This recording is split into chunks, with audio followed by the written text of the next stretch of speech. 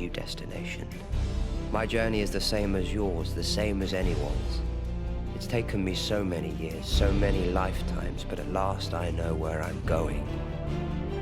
Where I've always been going. Home. The Doctor will speak to you now. Welcome to Watch Mojo UK, and today we'll be counting down our picks for the top 10 incredible speeches from Doctor Who. Before we begin, we publish new content every day, so be sure to subscribe to our channel and ring the bell to get notified about our latest videos. For this list, we've gathered the most memorable, inspiring, and emotional speeches from the sci-fi series since the show's 2005 revival. Classic clips don't feature today, but watch this space for more Who videos. But if I kill, wipe out a whole intelligent life form, then I become like them. I'd be no better than the Daleks. Number 10, I Can Feel the Earth, Rose. Here's where it all began with 9, as Rose asks a simple question and the Doctor delivers a dramatic response. The turn of the Earth. The ground beneath our feet is spinning at 1,000 miles an hour, and the entire planet is hurtling around the sun at 67,000 miles an hour, and I can feel it. Coming early in the first episode of the revived series, soon after the first wave of Auton aggression, this scene sees Christopher Eccleston give the story some sensational context, explaining the epic and inconceivable power of time and space. We're falling through space, you and me, clinging to the skin of this tiny little world, and if we let go, that's who I am. Now forget me. And then Rose goes and mimics his words for the Dalek-destroying season finale. It shivers down the spine stuff. I can see the whole of time and space, every single atom of your existence, and I divide them. Number 9, The Man Who Never Would, the Doctor's Daughter. Ten cuts a conflicted character for most of his run, but good almost always wins out with David Tennant's incarnation, and never more so than here. No! The poor guy's just seen his newfound daughter killed in front of him, or at least he thinks he has, and retribution is at his fingertips. But does he do the deed? You bet he doesn't. I never would. Have you got that? A scene stacked with emotion, this moment sees the Doctor do what he always tries to do, the right thing. Make the foundation of this society a man who never would! Number 8, Some Days Are Special, Forest of the Dead. Sticking with season 4 but switching significant characters, you can always rely on River Song to speak her mind, and she often proves an inspired orator. Some days are special. Some days are so blessed. Some days nobody dies at all. Here we hear her first momentous monologue, given shortly after her first appearance in the show. Contemplating life, death, and fate, she goes a good way to explaining what travelling with the Doctor can be like, and she should know. Everybody lives. Special mention to when she first met Peter Capaldi's Time Lord 2, which inspired another majestic moment. The Doctor is not stupid enough or sentimental enough, and he is certainly not in love enough to find himself standing in it with me. Number 7, The Girl Who Waited, The Big Bang. Matt Smith's time in the TARDIS was prepared with standout speeches, with one of his best coming in his very first episode. Basically, run. But the close of season 5 brings an even better moment, with 11 making sense of the adventure he's been on so far. Brand new and ancient and the bluest blue ever. In his heartbreaking goodbye to Amy Pond, Smith sends up some spectacular lines, made all the more emotive thanks to his typically comic character. I think I'll skip the rest of the rewind. I hate repeats. Of course, this isn't really the end, and wedding bells ring soon, but not before we've all shed a tear or two. Happy Mrs. Rory, happy. No, I'm sad. I'm really sad. Number 6, Kindness. The Doctor Falls. Coming toward the end of Peter Capaldi's time as the Doctor, this seismic showdown with him, the Master, and Missy proves a pivotal moment for 12. You can't win. I know, and As Capaldi's older appearance was frequently matched with a wiser, sometimes wearier personality, these thoughts on kindness and his own place in the universe carry even greater clout. I do what I do because it's right! Because it's decent! And above all, it's kind!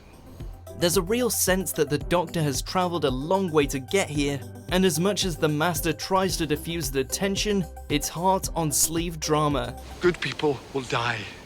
If I stand and fight, some of them might live. Maybe not many, maybe not for long.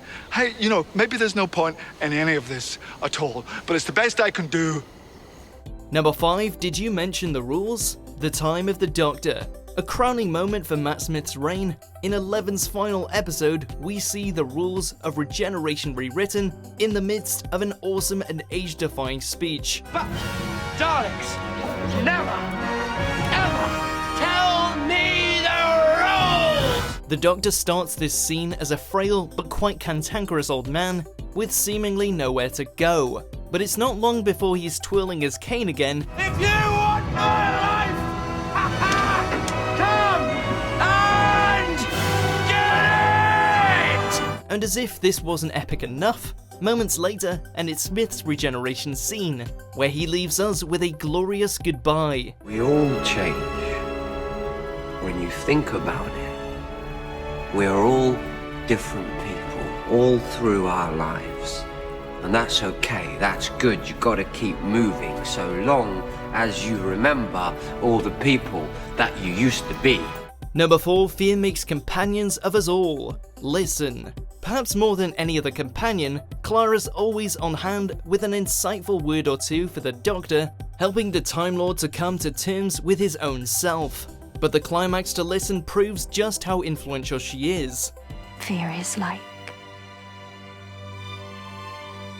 a companion. Deconstructing fear and delivering a powerful message to transcend the show, she becomes an almost guardian of the Doctor's, while the montage ties up her tiff with Danny Pink too. Fear makes companions of us all. That her words are echoed by the first Doctor on his first adventure just makes it even cooler. You're trying to help me.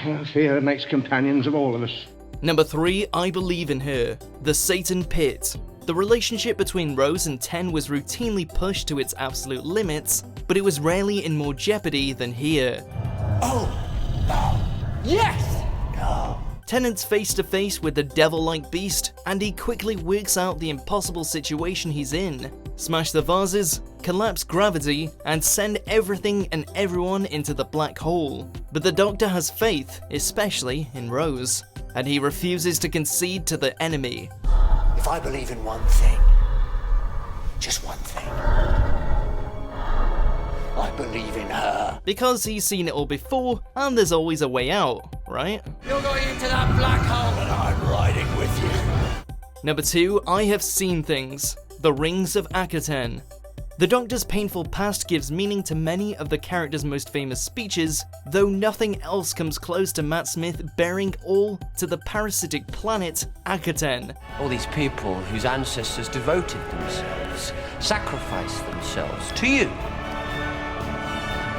Can you hear them singing? Although it's Clara's address which finally defeats the creature, the Doctor's left physically exhausted when he's forced to think over everything he has seen and done. Because I have lived a long life, and I have seen a few things. A scene to truly set the Time Lord apart from everyone else in the universe, the Queen of Years provides a suitably spectacular soundtrack. I walked away from the last great Time War. I marked the passing of the Time Lords. I saw the birth of the universe, and I watched as time ran out. Moment by moment until nothing remained. No time, no space.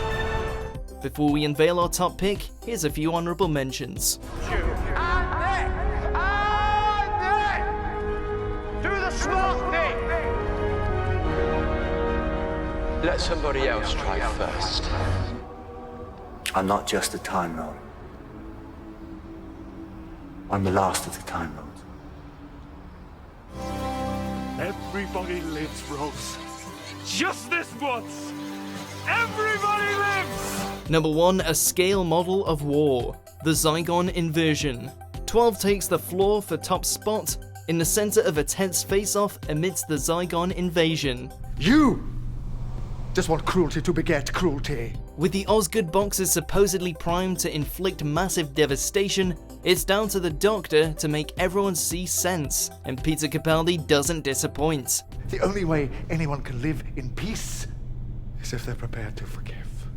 With impassioned opinions on the futility of war, he combines anger, desperation, determination, and forgiveness into a performance that seems to scale the full breadth of human emotion. You set this up, why? Because it's not a game, Kate. This is a scale model of war. It's a nail-biting moment, stacked with real-world significance as well. You don't know whose children are going to scream and burn. How many hearts will be broken? How many lives shattered? How much blood will spill until everybody does what they were always going to have to do from the very beginning? Sit down and talk! Do you agree with our picks? Check out these other great clips from Watch Mojo UK and subscribe for more great content.